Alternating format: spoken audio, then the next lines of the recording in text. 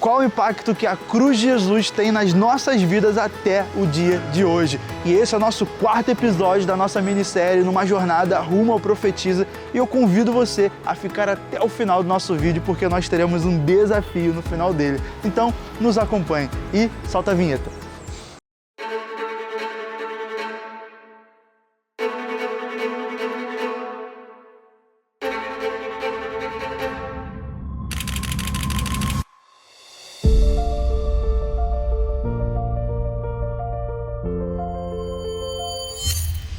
Eu acredito que a cruz, quando foi pensada para Jesus, não foi pensada com a ideia de dar uma punição equivalente ao que ele teria feito, né? Eu acho que a cruz foi a escolha de algo que soaria como a pena mais pesada, como a pena mais vergonhosa, como o que traria maior sofrimento. A ideia, a proposta da injustiça era de fazer isso com Cristo. E nós dizemos algumas vezes que a cruz é o símbolo maior do cristianismo, né? Mas eu acredito que, na verdade, o símbolo maior do cristianismo é o que Jesus conquistou através da cruz, é a vitória sobre a morte. Como a vitória sobre a cruz muda a forma como nós enxergamos os problemas do dia a dia. Muda porque nós não partimos do lugar de escassez, nós não partimos do lugar de que nós não temos nada. As condições de desequilíbrio, as condições inseguras não definem quem nós somos. Quem define quem nós somos é a presença de Jesus. Acho que maior do que o símbolo que a cruz por si só pode trazer é o que significa Jesus ter conquistado para nós um direito à vida eterna em Deus. Então, eu acho que isso para os nossos dias sinaliza que, independente de todo o mal que possam tentar oferecer a nós ou que venha ao nosso encontro, Jesus sempre vai entrar no meio da história, é Ele que ressignifica, é Ele que dá uma nova perspectiva, é Ele que dá um novo sentido. Acho que quando o mal bate à nossa porta, nós temos duas opções, de permitir que Ele dê significado à nossa vida ou convidar Jesus para mudar a história. Então, tudo que nasce com uma probabilidade de vergonha, de dor, de injustiça, de pecado que soe como eterno para a nossa vida, isso pode ser anulado e cancelado desde o momento que você traz Jesus para o centro e você reconhece que nele você pode vencer sobre essas coisas, de que ele tem um caminho sobre essas coisas, de que ele tem uma resposta sobre todo o mal da humanidade. A morte já não tem mais poder, as trevas já não têm mais poder, o medo já não tem mais poder. O próprio apóstolo Paulo fala que nós recebemos um espírito que não nos escraviza através do medo, mas nós recebemos um espírito que testifica com o Espírito de Deus que nós somos filhos. E somos filhos por conta daquilo que Jesus fez na cruz. Então, nós teremos os desafios, teremos os problemas, mas a presença de Jesus muda a forma como nós passamos por ele. Nós não passamos mais numa condição de derrotado.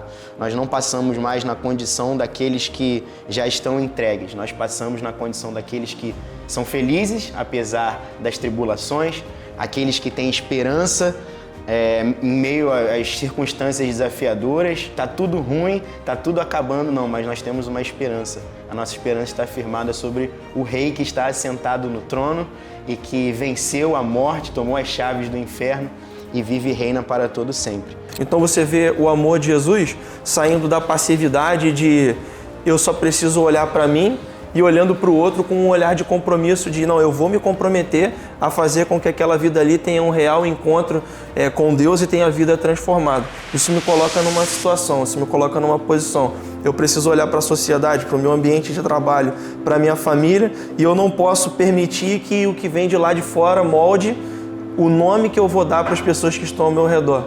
Eu não posso classificar as pessoas que estão ao meu redor baseado no que o mundo diz a respeito delas, baseado no que elas pensam a respeito delas. A palavra tem uma realidade sobre as nossas vidas. A palavra diz que nós somos mais do que vencedores, co-herdeiros de Cristo. Diz que tudo que tem disponível no céu, que Jesus conquistou para nós, está disponível para hoje. Eu não posso me contentar. Eu não posso me contentar em permitir que alguém que ainda não conheceu Jesus passe pela minha vida sem que eu revele a ela o amor de Jesus. Me lembrei aqui da história da mulher que foi acusada de adultério. Essa história ela sempre me impacta muito porque ela mostra como o poder do perdão possibilita o recomeço na história de uma pessoa. Assim como diz aquela canção que a gente sempre louva aqui na nossa família espiritual.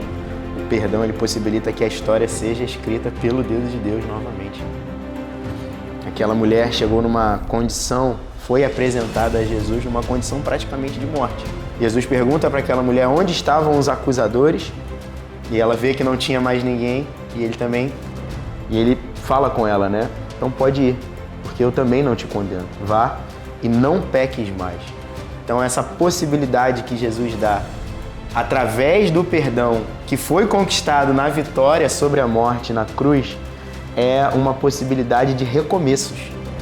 O perdão que Jesus conquistou para nós, através da vitória, nos dá a possibilidade de ter uma história reescrita da maneira certa, da maneira que tenha Jesus como centro e como padrão, né, de existência e de relacionamentos. Qual eu acredito que seja o convite de Jesus para mim e para você que está nos assistindo hoje? É que você também pode se tornar um agente da reconciliação. Você também pode decidir se tornar uma pessoa que faz da sua vida um convite para a reconciliação. Sempre que nós somos alcançados por esse poder, por esse perdão, nós somos convidados a queimar os nossos barcos. Nós não temos mais para onde voltar, porque agora nós só temos uma opção. E a opção é testemunhar desse amor, é viver esse amor, é compartilhar esse amor e esse perdão com todos aqueles que estão ao nosso redor. Assim como todos aqueles que tiveram um encontro com Jesus fizeram.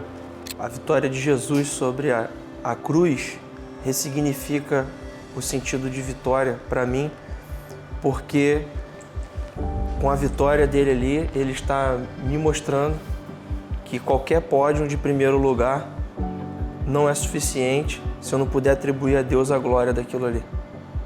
Nenhum lugar, nenhum auge na minha vida, nenhuma posição que eu possa alcançar vale a pena se isso custar a minha proximidade com Jesus, se isso custar um afastamento da presença. Eu desejo de todo o meu coração me tornar uma pessoa que não passe a minha vida correndo atrás de resultados que eu não possa atribuir a Deus a glória por alcançar eles. Eu desejo de todo o coração desfrutar dessa ressignificação de vida a partir de Jesus, a partir do filtro da sua graça, do que Ele conquistou para nós, e que isso seja o centro de todas as minhas escolhas, todos os dias. Eu me lembro das próprias palavras de Jesus, né? Se você quiser vencer na sua vida, perca. Entregue ela totalmente a Cristo, entregue o controle, se renda totalmente. E Jesus estabelece isso como métrica, né? Aquele que quiser ser o primeiro, ser o maior de todos, sirva a todos. Aquele que quiser ser o primeiro, seja o último. Porque o padrão é sempre de entrega. O padrão é sempre de submissão. O padrão é sempre de obediência, assim como ele fez. Ele se entregou por amor a todos, por amor de muitos. O amor dele foi tão grande, é tão grande, que ele se entregou. Então, se nós quisermos vencer na vida, entregamos tudo a Jesus.